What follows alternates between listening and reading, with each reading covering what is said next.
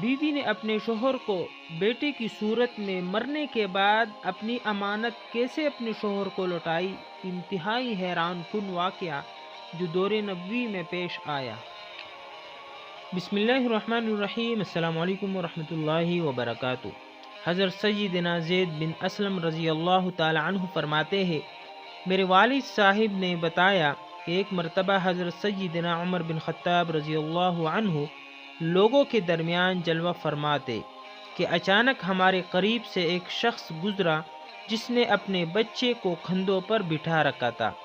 حضرت سیدنا عمر بن خطاب رضی اللہ عنہ نے جب ان باپ بیٹے کو دیکھا تو فرمایا، جتنی مشابہت ان دونوں میں پائی جا رہی ہے، میں نے آج تک ایسی مشابہت اور کسی میں نہیں دیکھی۔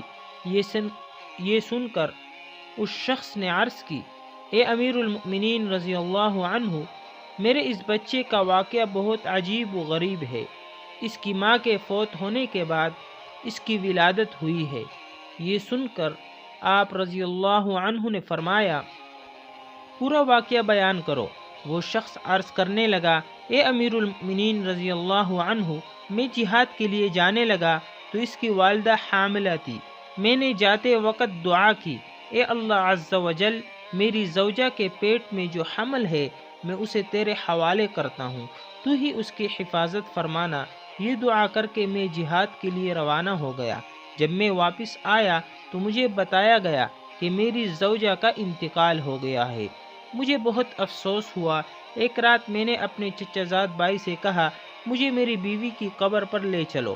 چنانچہ ہم جنت البقیع میں پہنچے اور اس نے میری بیوی کی قبر کی نشاندہی کی۔ جب ہم وہاں پہنچے تو دیکھا کہ قبر سے روشنی کی کرنیں باہر آ رہی ہے۔